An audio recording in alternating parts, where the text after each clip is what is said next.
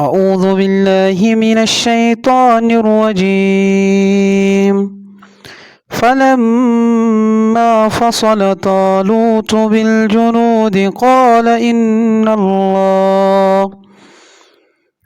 إن الله مبتليكم بنهر فمن شرب منه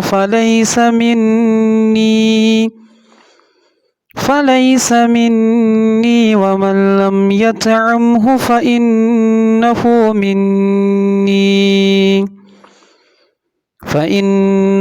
مني إلا من اغترف غرفة بيده فشربوا منه إلا قليلا منهم.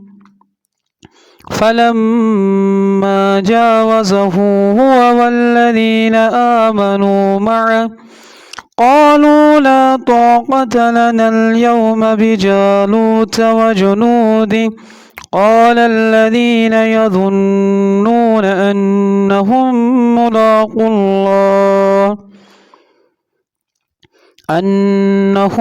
ملاقو الله كم من فئة قليلة غلبت فئة كثيرة بإذن الله والله مع الصابرين.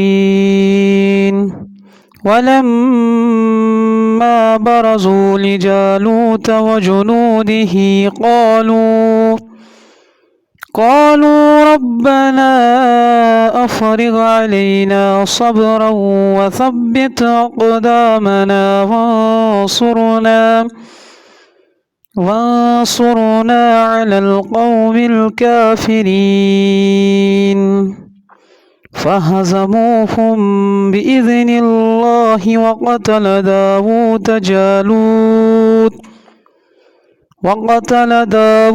جالوت وآتاه الله الملك والحكمة وعلمه مما يشاء.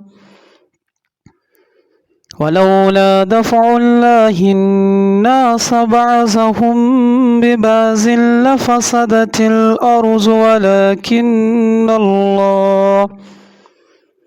ولكن الله ذو فضل على العالمين. تلك آيات الله نتلوها عليك بالحق وإنك لمن المرسلين.